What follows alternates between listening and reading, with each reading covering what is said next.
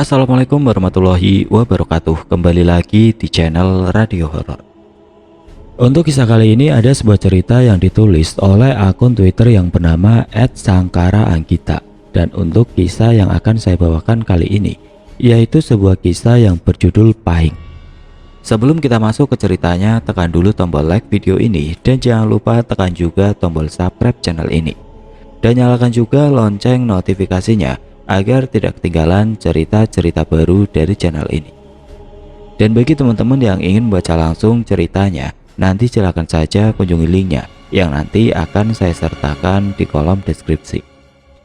Dan seperti apa untuk kisah kali ini? Langsung saja kita simak berikut ini. Tadi sore aku baru saja pergi ke rumah Mbah Dok. Aku melihat beberapa orang tengah sibuk membersihkan sebuah bangunan yang sudah terlihat usang. Bangunan itu berada persis di perenggan bawah rumah Mbah Dok. Aku tersenyum tipis tatkala pandanganku melihat seorang anak kecil tengah asik sendirian di pojok bangunan itu. Membuatku mengingat sebuah kisah yang sudah lama sekali terjadi. "Pahing yo mak," kata seorang lelaki yang tangannya tengah mencopot caping dari kepalanya untuk digunakannya berkipas. Perlu membasahi seluruh tubuhnya yang masih terlihat bagus di usianya saat ini. Memperlihatkan betapa kerasnya ia bergelut di sawah setiap harinya. "Iya ini pak, ini aku mau turun ke mata air," jawab seorang wanita yang tengah memegang nampan berisi penuh jajanan pasar beserta tetek bengeknya, sajen. Lelaki itu bernama Prayit, sedangkan wanita itu bernama Iyah, di mana kalian bisa mendengar mereka dengan sebutan Mbah Nang dan Mbah Dok dariku. Mereka adalah dua insan yang selama ini membuatku paham akan adab, budaya, adat istiadat, dan bagaimana cara menghargai alam beserta seluruh isinya. Aku tahu bahwa sebagian orang akan mengatakan musyrik ketika melihat kebiasaan orang di kampungku yang masih kental adatnya. Karena warga di kampungku, termasuk Mbah Nang dan Mbah Dok, terbiasa memberikan sajen di sebuah tempat yang mereka yakini itu perlu. Untuk hal ini, bukankah bijak untuk kita semua menghargai adat istiadat, kepercayaan dan keimanan masing-masing? Bismillahirrahmanirrahim. Mbah Nang pernah berkata, "Kita itu tidak hidup sendirian nak. Sajen itu tidak diniatkan untuk meminta sesuatu, tapi merupakan wujud menghargai kita kepada alam seisinya. Ingat nak, siapa saja yang berbuat baik, pada akhirnya akan menemukan kesejahteraan hingga anak cucunya. Baik itu tidak hanya kepada manusia, tapi kepada semua ciptaan Tuhan yang esa." Aku yang mendengar penjelasan Badok saat itu hanya manggut-manggut, menandakan bahwa aku mencoba mencerna dan menerima maksud Simbah. "Ya sudah, sekarang buruan mandi, sudah jam segini loh. Nanti kalau kesorean, tidak ada orang yang mandi di belik," kata Mbak Iyah yang juga berniat kembelik saat itu. "Enggak mbah," jawabku yang langsung ngibrit lari mengambil handuk dan siwur di belakang. Lalu segera berlari menyusul langkah Mbak Dok yang sudah lebih dulu menuju kembelik. Dulu di kampungku masih jarang sekali rumah yang memiliki kamar mandi pribadi. Jadi sudah maklum adanya ketika banyak orang mandi di mata air yang biasa kami sebut belik ini. Lokasinya berada di pojok bawah kampung, berbatasan langsung dengan kebonan yang mirip dengan alas, dengan pohon-pohon besar yang rindang dihiasi dengan sulur-sulur yang membuatnya terkesan rungkut, membuat siapa saja akan berpikir dua kali untuk mandi sendirian di sana. Ada dua kemungkinan orang takut untuk mandi sendirian di sana. Alasan pertama, beberapa orang takut jika apesnya mereka akan dicaplok ular. Sedangkan alasan kedua, mereka takut bila mana kejadian digondol akan menimpa mereka.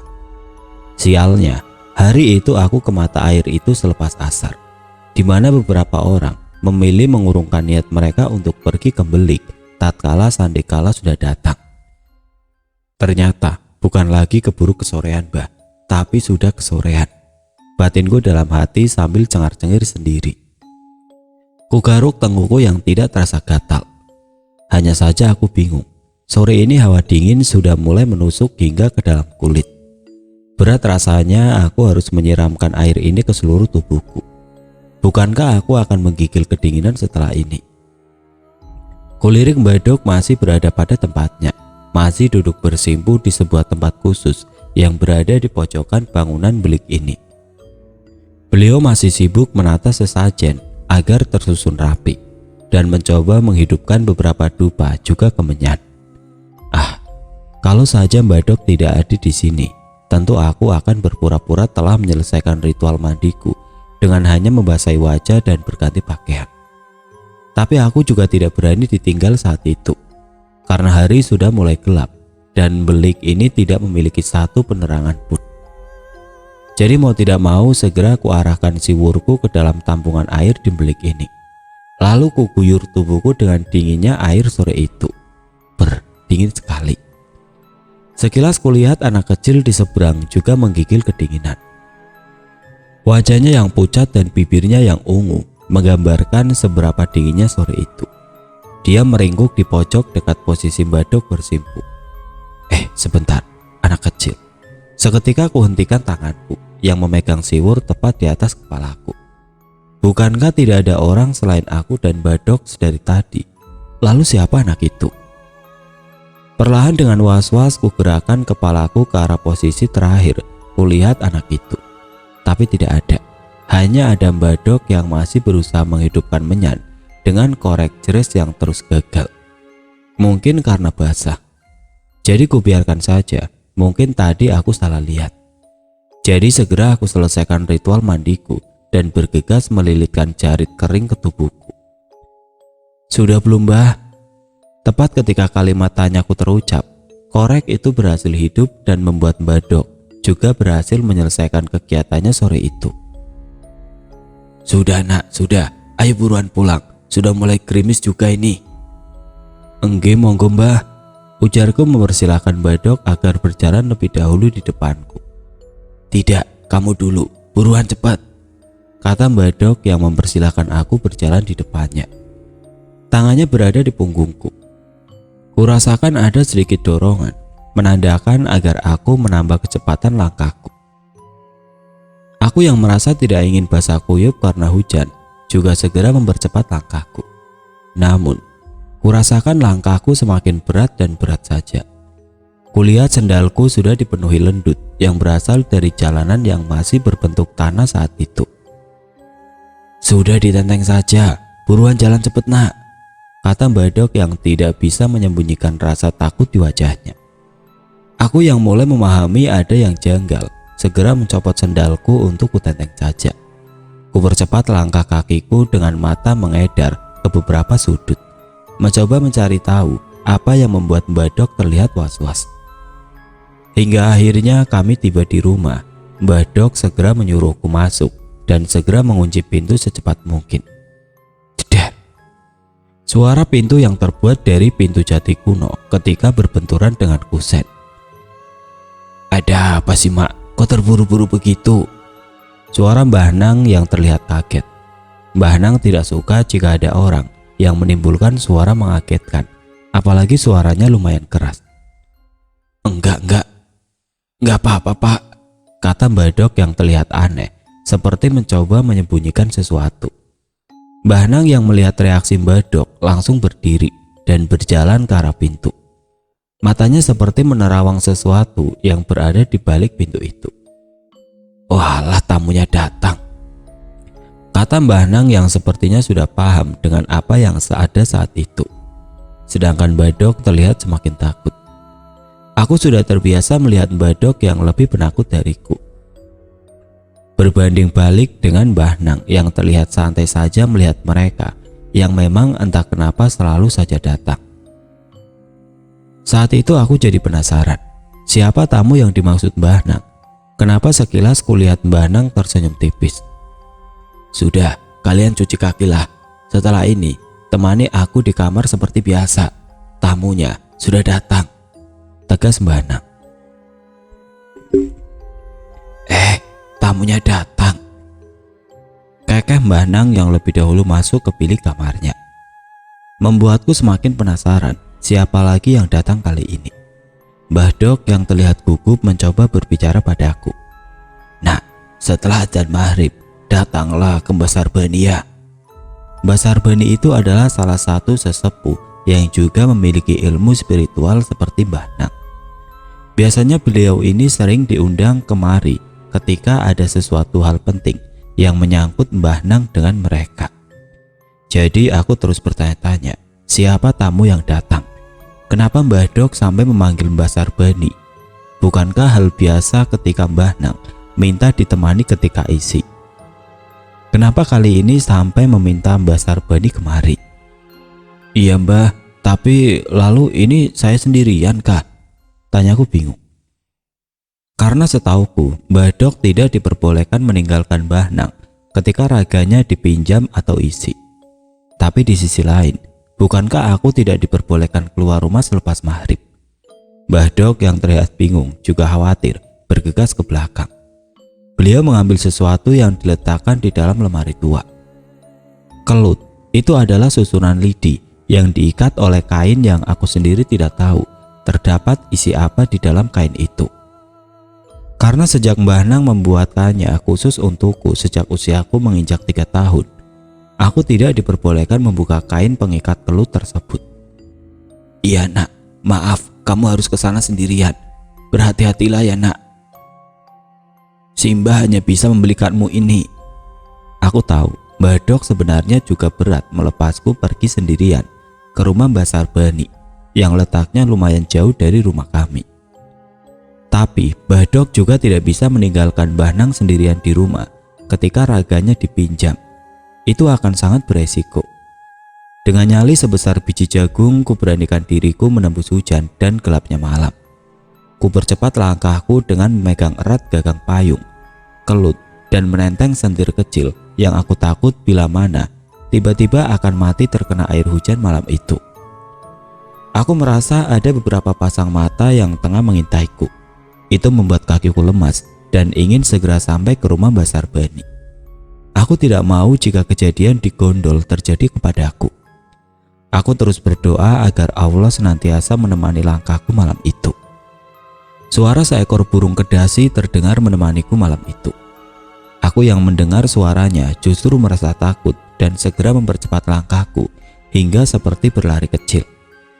Sebentar lagi sampai rumah Mbah Sarbani. Dari kejauhan sudah kulihat bangunan rumah yang atapnya rendah khas rumah Jawa kuno.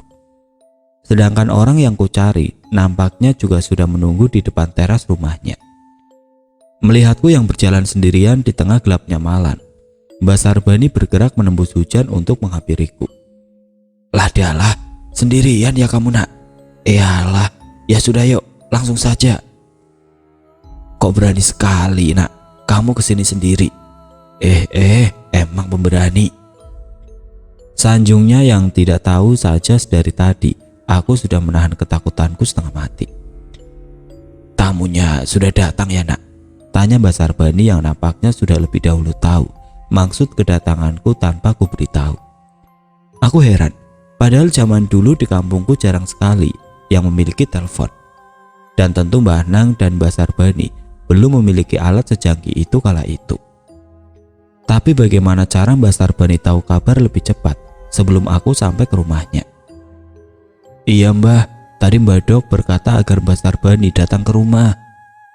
Ya sudah, sedikit cepat ya nak yang berjalan. Tapi berhati-hati agar tidak terpleset. Enggak Mbah, jawabku yang sedikit mempercepat langkahku. Sialnya aku merasa kakiku tiba-tiba terasa berat. Tapi kali ini bukan karena lendut yang menempel di sendal, karena aku merasa sulit melangkah dan merasa berat di betisku, bukan di sendalku. Aku yang merasa tidak nyaman menghentikan langkahku. Kuarahkan sentir ke dekat betisku. Tidak apa-apa. Namun Mbah Sarbani yang juga menoleh dan melihat ke arah betisku langsung berkata, "Us, minggirlah, jangan usil. Itu cucunya Prayit." "Jangan usil jika kamu tidak ingin dibakar. Us, sana pergi." Bentak Mbah Sarbani yang kulihat juga mengarahkan kakinya seperti menendang sesuatu. Aku yang melihat itu bingung juga bercampur takut. Apalagi nih? Ayo nak, lanjut jalan lagi. Kata Mbak Sarbani yang anehnya saat kulangkahkan kakiku sudah tidak terasa berat seperti tadi. Jadi aku segera berjalan sesuai instruksi Mbak Sarbani.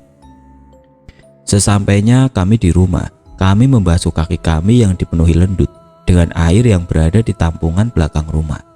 Lalu bergegas masuk ke kamar Mbah Nang. Mbah Nang masih isi, badannya selalu menghadap dinding sebelah barat setiap kali isi.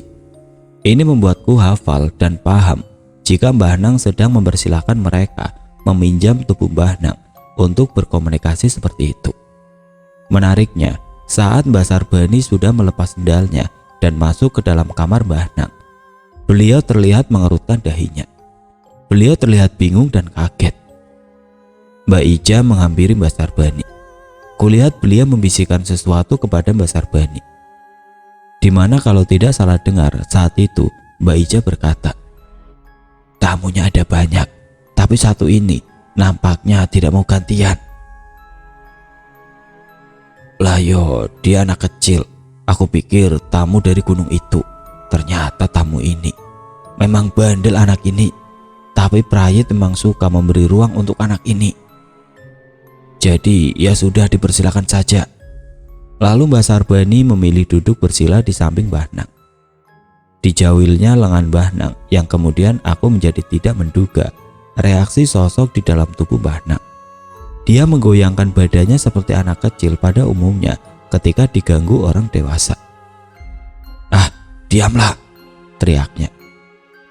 Aku benar-benar kaget karena Mbah Nang seketika berlagak seperti anak berusia 8 tahun. Mulutnya bahkan manyun seperti anak kecil yang ngambek. Ini benar-benar unik, karena untuk pertama kalinya aku melihat Mbah Nang isi sesosok anak kecil. Beliau bahkan menjadi berlagak seperti anak kecil dengan raganya yang terlihat garang. "Kenapa lagi kamu kesini, Nak? Pulanglah sana," kata Mbak Sarbani yang terus jahil menjawil tangan Mbah Nang. Sedangkan Mbah Nang terus menepisnya dengan jengkel. "Diam! Menyebalkan, kenapa juga kamu kesini?" Omel sosok itu sembari menyedekapkan kedua tangan Mbah Nang di depan dada, persis seperti anak kecil yang sedang ngambek. Aku yang melihat itu mengikik lirik. Aku merasa lucu melihat Mbah Nang yang jadi bertingkah demikian. Kamu, kenapa tertawa seperti itu?" Teriaknya tidak terima ketika sadar aku mengikik melihat tingkahnya. Membuatku yang kaget karena tiba-tiba dia menoleh ke arahku dan membentakku, tersedak oleh air liurku sendiri. Sialan. Kupukul dadaku refleks karena batuk. Sedangkan sosok itu justru mayun dan menatapku seolah tidak suka. Kampret, batinku yang juga ikut kesal. Nak, keluarlah. Itu ada tamu yang dari jauh mau masuk. Sekarang pulanglah ya, Nak. Besok lagi kalau main. Emoh, jawab sosok itu yang malah mengejek Mbak Sarbani dengan menjulurkan lidah dan menggoyang-goyangkan pinggulnya. "Walah, anak nakal ini ya. Ayo keluarlah, atau itu yang di sana aku suruh datang kemari agar kamu takut." Ancam Mbak Sarbani menunjuk ke arah pintu belakang rumah kami. Jangan, ndak mau," teriak sosok itu seperti sedang ketakutan sekali dengan salah satu sosok lain yang tadi ditunjuk Mbak Sarbani. Tapi aku tidak melihat sosok itu. Aku hanya melihat betapa takutnya sosok di dalam tubuh Mbah Nang saat itu. Dia bahkan sampai bersembunyi di belakang tubuh Mbak Sarbani dengan ekspresi takut. Nampaknya sosok yang tadi ditunjuk Mbak Sarbani lebih kuat hingga anak itu ketakutan. "Iya, aku mau pulang saja. Ya, aku pulang," teriaknya panik. "Sebenarnya, kenapa kamu kesini dan tidak mau keluar?" tanya Mbak Sarbani yang masih tertawa melihat anak itu ketakutan. "Tapi itu diusir dulu yang jauh. Aku tidak mau jika dia di situ," katanya yang tiba-tiba saja menangis. Iya, sudah, kamu pergi sana," perintah Mbak Sarbani kepada sosok lain itu. Aku yakin tadi sosok itu sempat mendekat hingga membuat sosok di dalam tubuh Mbah Nang menangis. "Aku takut, itu tadi giginya mencuat, matanya merah, badannya besar sekali," tangisnya yang makin menjadi. "Sudah, diam, tidak usah menangis. Yang tadi sudah tidak ada, sudah aku usir. Sekarang berceritalah, sebenarnya kenapa kamu kesini dan tidak mau keluar? Ini kepalaku penyok. Aku ingin dibenarkan seperti anak lainnya. Aku juga pengen terlihat tampan.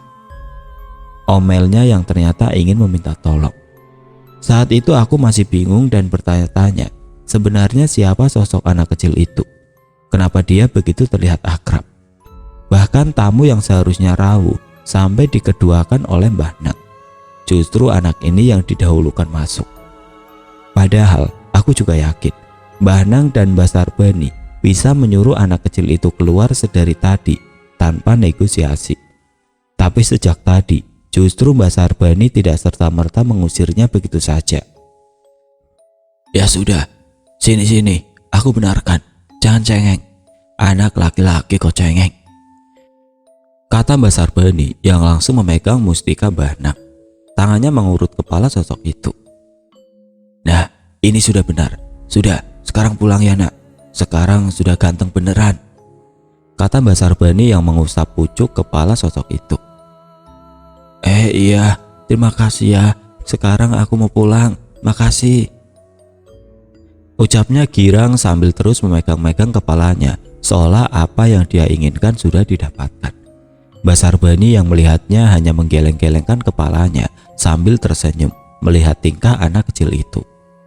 Sedangkan aku yang penasaran mencoba bertanya kepada Mbah Sarbani siapa sosok yang mengisi Mbah Nang saat itu. Maaf sekali Mbah, saya ingin bertanya, dia itu siapa sih Mbah? Tanyaku yang sudah kepalang penasaran. Aku Paing, teriaknya yang kemudian disusul kikikan.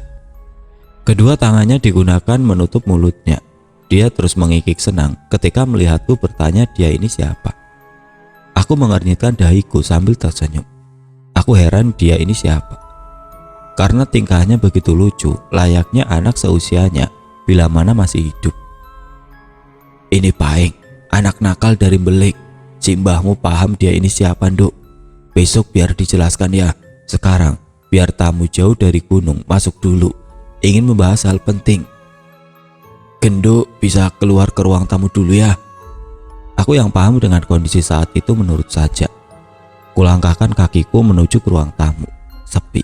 Ruangan berukuran 10 kali 4 meter ini jadi sangat terasa sepi. Karena keluarga Bude dan Bule memilih menginap di rumah mertua Bude di seberang desa karena sedang ada hajat. Aku yang sendirian di ruangan itu mencoba menyibukkan diri dengan menulis-nulis keguritan. Aku ingat, saat itu aku sedang suka-sukanya belajar menulis keguritan. Kurasakan ada mereka yang ikut mengisi ruang tamu kami. Sejak tadi aku ke ruang tamu, aku bahkan merasa janggal dan terus ingin menengok ke beberapa sudut ruangan. Rasanya ada beberapa pasang mata yang tengah mengamatiku, dan itu membuatku tidak nyaman. Biasanya, jika Mbah Nang kedatangan dayo penting seperti ini, kami, anak, cucu, dan mantu, diminta untuk berada di kamar masing-masing, mengunci pintu rapat-rapat, dan berusaha tidak menimbulkan suara, agar telinga kami masih mampu menyimak kondisi Mbah Nang dan Mbah Dok dari kamar kami. Sayangnya malam itu aku sendirian. Itu mengapa aku diminta Mbah Sarbini untuk tetap berada di ruang tamu saja, agar aku masih berada di dalam jangkauan pandangannya dari kamar Mbah Nang. Debrak. Sebuah suara dari lantai bawah mengagetkanku. Dalam hatiku, apa itu? Bukankah semua orang sedang pergi ke desa seberang? Aku berniat untuk turun ke bawah, ke lantai dasar rumah Mbah Nang, yang jika dilihat memang sangat mirip dengan ruang bawah tanah, karena posisi lantai dasarnya berada di perengan. Mau kemana nak? Suara Mbah Sarbini ketika kakiku baru saja selangkah menjejak di lorong anak tangga yang gelap. Mau turun Mbah, jawabku sambil menunjuk ke arah bawah menggunakan jempol tanganku. Tidak usah nak, biarkan saja, tidak usah dipedulikan, kamu masuk saja ke sini, ucap Mbah Sarbini yang membuatku bingung. Kenapa malah aku diminta masuk ke kamar Mbah Nang kembali? Sudah, diam saja. Kamu tidur saja di sini dengan Mbak Ija. Tidak usah pergi ke sana, kata Mbah Sarbini yang kemudian kuturuti dengan menidurkan tubuhku yang lelah di pangkuan Mbah Dok. malam itu tanpa banyak tanya. Paginya aku terbangun di atas kasur kapuk sendirian. Aku merasakan sedikit cahaya matahari telah berhasil menerobos dari celah-celah rumah hingga mengenai mataku. Pasti Mbah Nang dan Mbah Dok sudah pergi ke sawah, pikirku. Jadi aku segera bangun dan menata selimut dan spray yang warnanya sudah usang ini. Aku berniat untuk bergegas mandi di belik agar nanti di sana masih ada ibu-ibu yang sedang mencuci baju. Kulihat sudah banyak anak-anak sebayaku yang bersiap main ke kebun belakang rumahku. Beberapa membawa peralatan masak dan sisanya membawa kebutuhan untuk nanti dimasak. Memang anak-anak di kampungku saat itu suka bermain rumah-rumahan dan asik masak-masakan di kebun belakang. "Ayo Mbak Anggit," teriak salah satu anak yang rambutnya dikuncir dua. Giginya yang ompong terlihat lucu. Anak itu bernama Ana. Dia adalah cucu Mbak Sarbini. "Iya, duluan saja, aku mau mandi dulu." Aku yang melihat sudah banyak anak yang pergi ke kebun belakang, segera mempercepat gerakanku untuk pergi ke belik.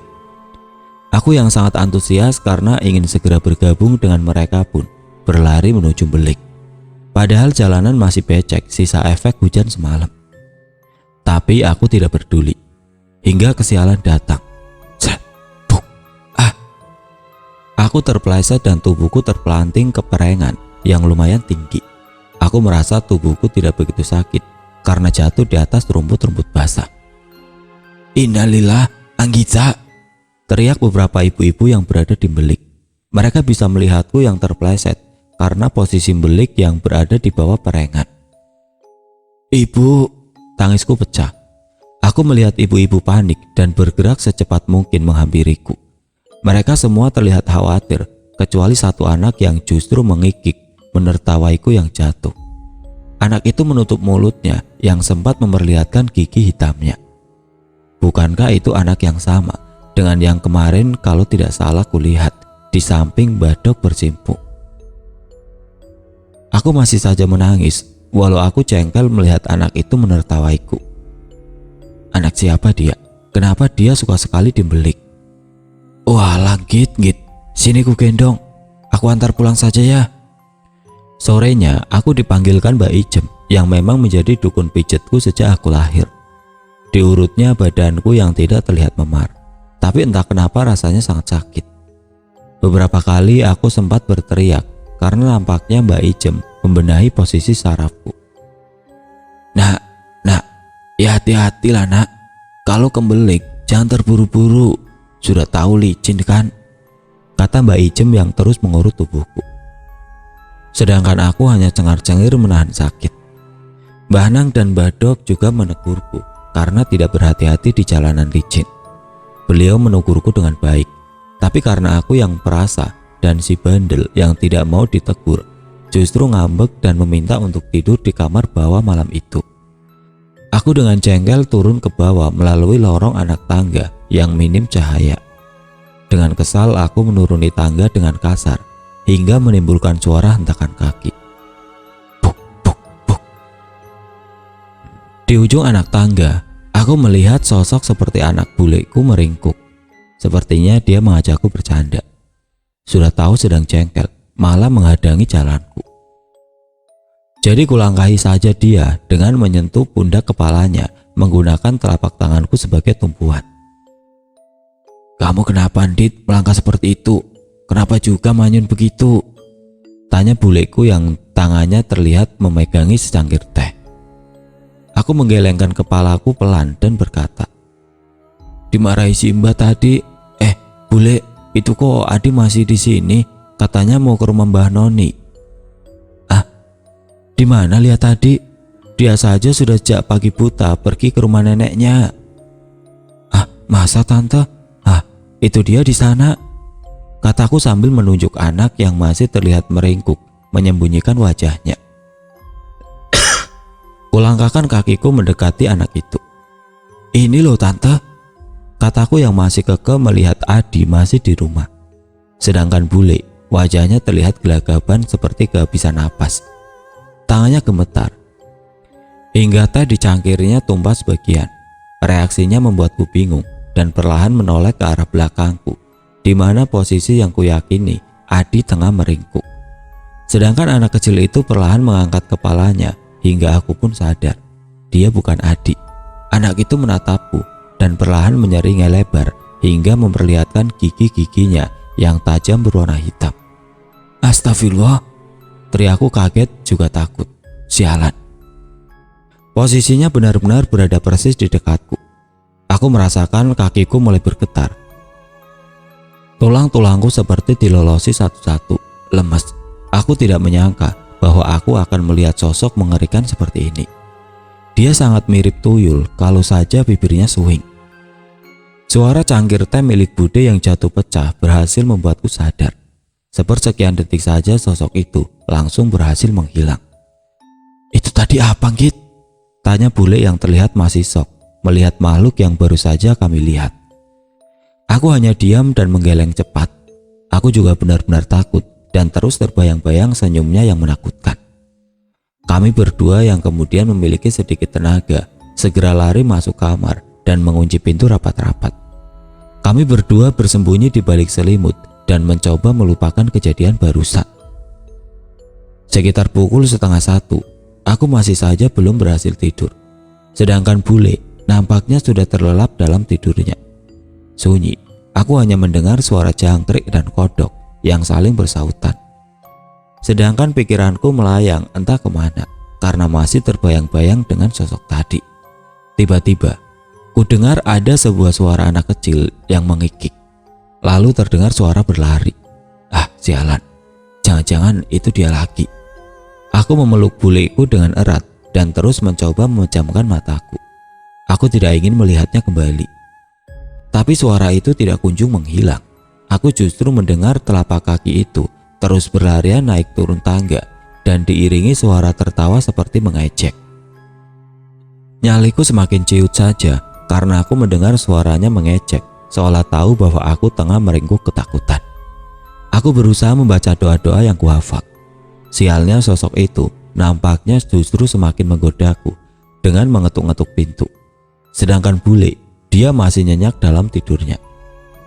Tiba-tiba suara bising itu lenyap seketika. Aku merasakan hawa dingin juga menghampiri ke arah ruang bawah. Aku tidak tahu apa itu, tapi ada energi yang nampaknya lebih besar tengah turun ke bawah. Aku juga mendengar telapak kaki yang menjejaki anak tangga. Jerk, jerk, jerk. Suaranya mantap menuruni anak tangga. Aku perkirakan sosoknya pasti tinggi besar karena langkahnya terdengar menakutkan. Aku mendengar langkah kakinya diiringi suara gemercing mirip kelintingan. Sosok itu berhenti di balik pintu kamar kami. Tapi aku tidak berani untuk keluar mengeceknya. Mendengarnya dari balik selimut saja berhasil membuatku dibanjiri keringat dingin. Aku mendengar sosok itu tengah berbicara dengan sosok lain yang aku tidak tahu itu siapa atau bahkan sedang membicarakan apa. Aku hanya mendengar bisikan tidak jelas yang diakhiri suara pukulan keras di pintu. Aku yang kaget, refleks berteriak kencang. Wah, Simba!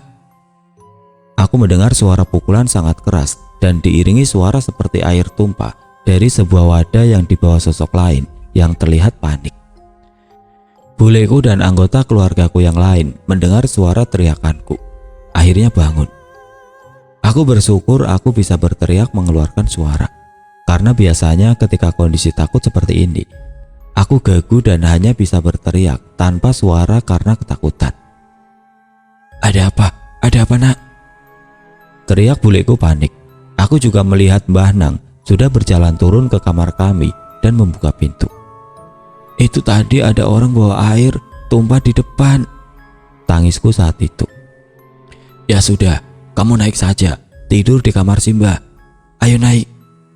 Perintah Mbah Nang yang langsung kuturuti. Aku berlari secepat mungkin masuk ke kamar Mbah Nang dan menarik selimut hingga menutupi seluruh tubuhku. Sayup-sayup aku mendengar obrolan Mbah Nang dan Mbah Dok. Mungkin paing, sudah kita bicarakan besok saja, kata Mbah Nang yang kemudian menutup pintu kamar dan memilih kembali sare. 2 hari setelah kejadian, aku ingat hari itu pasaran Pahing. Mbah Nang mengajakku untuk turun ke Belik. Beliau membawa bunga tabur dan koin 500-an. Tidak biasanya Mbah Nang mengajakku hingga ke belakang bangunan ini, apalagi membawa benda-benda itu. "Ya ini, kamu semalam digodain sama anak bandel ini," kata Mbah Nang yang tersenyum melihat ke arah buangan air belik. Sedangkan aku bingung karena tidak melihat apapun atau siapapun di sana. Lalu kulihat Mbah Nang menaburkan bunga di sana. Dilemparnya juga koin 500-an dan permen asam yang dibaluri gula. Setelah itu Mbah Nang mengirimkan doa yang entah untuk siapa. Aku yang melihat Mbah Nang melempar uang koin dan permen kesukaanku langsung manyun. Mubazir, pikirku. Bukankah lebih baik diberikan padaku saja? Mbah Nang yang menyadari bibirku sudah monyong langsung terkekeh dan mengacak rambutku. "Sudah, ayo pulang. Setelah ini sudah aman. Nanti kamu Simbah kenalkan dengan Pahing," ucap Mbah Nang. "Iya, tapi aku juga ingin permen asem, Mbah," jawabku dengan masih mengerucutkan bibirku dan mengernyitkan dahiku jengkel. "Iya, nanti aku beri di rumah," kata Mbah Nang yang kemudian menggandengku pulang. Malamnya sesuai perkataan Mbah Nang, aku dipanggil ke kamar untuk diperkenalkan dengan Pahing. Mbah Nang meminta semua keluargaku masuk ke dalam kamar, mengunci pintu, diam, atau silakan tidur lebih cepat.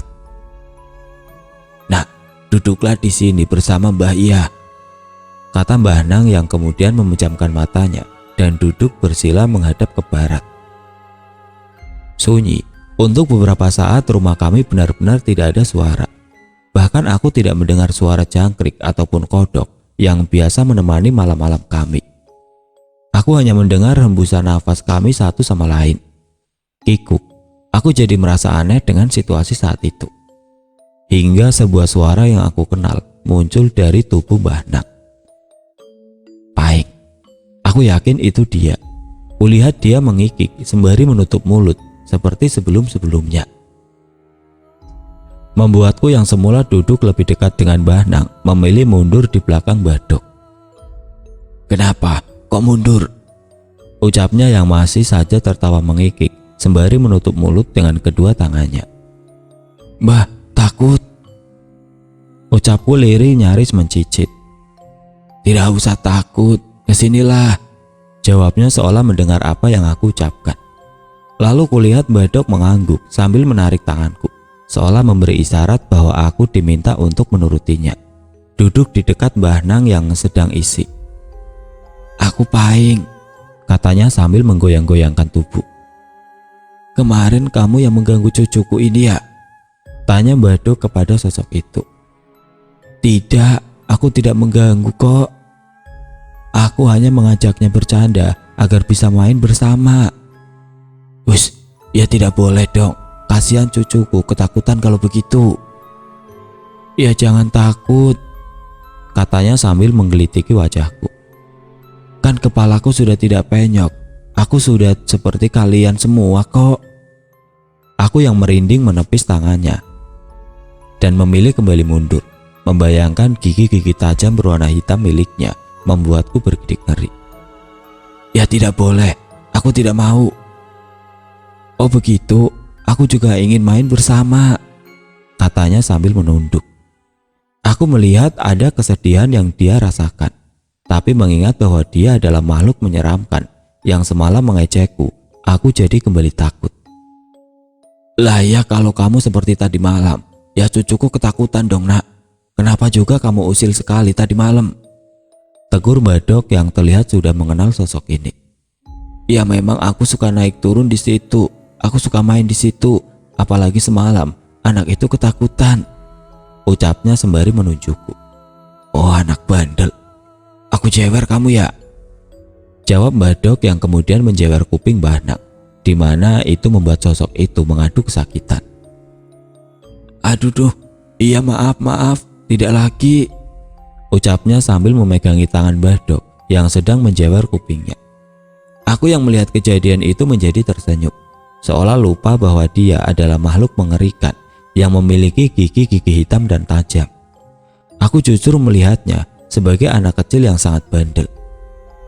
"Sebenarnya kamu itu siapa sih?" kataku menginterupsi. Aku mencoba memberanikan diri untuk berbicara kepadanya. Walaupun saat ini posisiku masih berada di belakang Badok karena takut. Aku sebenarnya tidak punya nama. Aku dulu meninggal di Belik. Ibuku menyiramku di saluran air itu. Jujur saat sosok itu menjawab begitu, hatiku terasa mencelos begitu saja. Aku jadi membayangkan betapa sakit hatinya ketika tahu bahwa dia mati di tangan ibunya sendiri. Aku dulu digugurkan ibuku. Aku ingat ibuku menyiramku menggunakan air di sana, katanya sembari menunjuk ke arah Belik yang berada di bawah perangan rumah kami. Kakiku tersangkut di saluran air seperti ini, ucapnya sambil mempraktekkan posisi kakinya yang tertekuk menyangkut. Sedih, aku merasakan betapa sedihnya perasaanku jika berada di posisi Paing saat itu. Tapi bocah nakal itu masih saja terus mengikik setiap menceritakan detail kisahnya. Kepalaku terus-menerus disiram hingga menjadi penyok, tapi sudah diurut Mbak Sarbini malam itu, jadi jangan takut. Wanita mana yang tega menggugurkan bayinya di Belik saat itu? Aku tidak tahu dan tidak habis pikir. Bagaimana bisa tega menggugurkan darah dagingnya sendiri? Dan bagaimana bisa dia tidak menguburkannya secara layak ketika sudah tahu janinnya sudah berwujud? Entah apa alasannya melakukan tindakan tidak terpuji seperti itu. Bagaimanapun, bukankah akan bertambah dosa jika dia menggugurkan kandungannya? Tapi sudah, aku tidak apa-apa kok. Terima kasih, aku sering diberi uang 500 ya, ucapnya kepada Badok. Kamu tahu siapa ibumu? Lalu untuk apa kamu selalu meminta uang 500? Memangnya kamu bisa jajan? Tanyaku polos saat itu. Tahu, tapi tidak mau. Aku tidak mau memberitahu. Kasihan ibuku nanti malu. Kalau uang 500-nya aku gunakan membeli susu. Jujur aku jadi terharu mendengar jawabannya saat itu. Bahkan dia masih menutupi aib ibunya ketika dia tahu apa yang sudah ibunya lakukan kepadanya. Membuatku terus berpikir, akankah kita sebagai manusia masih memiliki sifat pemaaf sepertinya? Simbahmu yang memberi nama aku Paing karena aku lahir hari Paing. Kamu senang dipanggil Paing?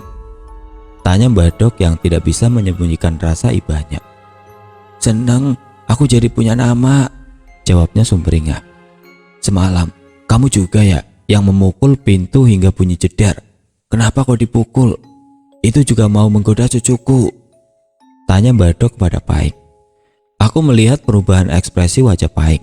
Tiba-tiba dia diam dan hanya menjawab pertanyaan Badok dengan gelengan. Dia diam menunduk sambil menunjuk ke arah luar pintu kamar Bahnang. Dia berbisik lirik, kalau itu bukan aku, tapi kelakuannya dia. Badok yang paham ada yang tidak beres meminta Paing untuk segera pulang. Tapi belum sampai Badok meminta Paing keluar, ada sosok lain yang tiba-tiba masuk ke tubuh Bahnang dengan paksa. Nampaknya sosok itu tidak terima dan mengusir paksa Paing dari tubuh Bahnang. Karena tadi aku sempat melihat Paing memegangi lehernya kesakitan sebelum akhirnya suara Bahnang berganti dengan sosok ini. Kenapa anak ini berlama-lama di sini? Ucapnya dengan diiringi geraman. Membuatku yang semula sempat santai menjadi kembali diselimuti rasa takut. Anak bandel, kebiasaan. Aku yang lebih tua, kok disuruh menunggu begitu lama? Ujarnya marah. Mohon maaf, ini dengan Simba dari mana? Kata Badok dengan menunduk dan menelungkupkan kedua tangannya sopan. Aku yang menunggu rumahmu. Aku yang menjaga agar siapa saja tidak melakukan hal buruk dan mencelakai di sini. Kenapa malah tidak kamu ladeni? Bentaknya marah kepada Badok yang saat itu mencoba tenang. Walau aku yakin ada rasa takut yang juga hinggap di hati Badok. Aku tidak suka anak nakal itu. Anak bandel, sukanya usil di sini. Erangnya dengan penuh marah. Aku hanya diam menahan rasa takut. Ada amarah yang sangat tergambar jelas dari makhluk itu hingga membuatnya terus berbicara dengan nada tinggi. Ya, saya minta maaf bila mana ada salah. Anak tadi tidak salah kesini hanya menumpang bermain, Mbah. Anak itu suka bermain air, membuat lantai bawah basah dengan air, kata makhluk itu yang membuatku sadar bahwa dia adalah makhluk yang malam itu datang ke bawah mengusir Pahing yang usir. Aku jadi paham jika sosok yang saat ini hadir adalah sosok yang lebih kuat energinya dari Pahing. Dia adalah sosok yang kemungkinan besar tinggal di pohon tua yang sudah lama kering di belakang rumah. Pohon yang sudah bertahun-tahun lamanya tidak tumbang tapi juga tidak nampak hidup. Karena tidak ada satu daun pun yang nampak, hanya daun dari tanaman sulur yang merambat di dahan-dahan keringnya yang nampak menghiasi. Tidak sulit permintaanku, aku hanya minta belakang rumah dibersihkan dan dirawat, jangan seenaknya sendiri membuang pembalut di rumahku. Bentaknya mengomentari kebiasaan keluarga kami yang sembarangan membuang kotoran kami di sana. Memang di belakang rumah kami yang bagian bawah adalah bagian yang paling jarang kami sambangi dan bersihkan. Alasannya adalah karena posisinya yang berada di perengan, di mana lokasinya yang lumayan sulit membuat kami khawatir bila mana sewaktu-waktu terpeleset dan jatuh. Aku minta kamar mandi di belakang itu dibersihkan, difungsikan, tidak hanya dibiarkan kotor dan kosong seperti itu, karena itu juga milik rumahmu sendiri. Ya, saat itu Mbah Nang sebenarnya memang sudah membangun kamar mandi yang cukup besar di rumah kami. Sayangnya tampungan air dibiarkan kosong dan kamar mandi dibiarkan terbengkalai begitu saja karena anggota keluarga kami yang saat itu aras-arasan nangsu. Berat hati untuk mengambil air dari belik untuk dipindahkan ke penampungan di kamar mandi. Aku tidak akan marah jika segini banyaknya manusia di rumah ini gak ada satupun yang mau merawat kamar mandi itu. Anak bandel itu suka mandi di sini, main air. Apa kalian tidak malu ketika anak kecil itu saja suka membawa air dari belik, sedangkan kalian yang sudah tua tidak mau? Kata makhluk itu yang membuatku sadar bahwa selama ini air yang selalu tiba-tiba membasahi lantai bawah berasal dari ulah Pahing. Aku ingat karena kejadian itu di hari selanjutnya Mbah Nang mengumpulkan anak dan mantunya untuk bersama-sama membersihkan pojok belakang rumah, jeding dan seluruh penjuru rumah. Aku juga ingat jeding di rumah Mbah Nang akhirnya difungsikan. Mbah Nang meminta mantu-mantunya mengisi penampung air dengan air dari belik.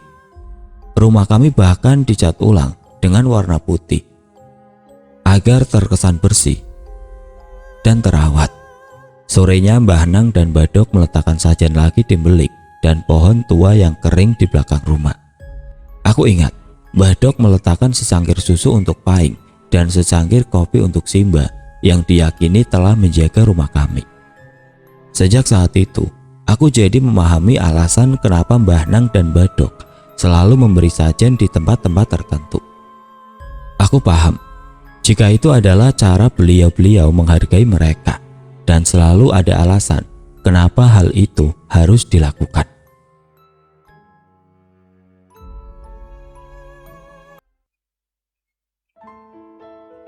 Oke teman-teman, sekian untuk cerita kali ini. Semoga apa yang sudah saya sampaikan dalam kisah ini dapat dijadikan pelajaran untuk kita semua.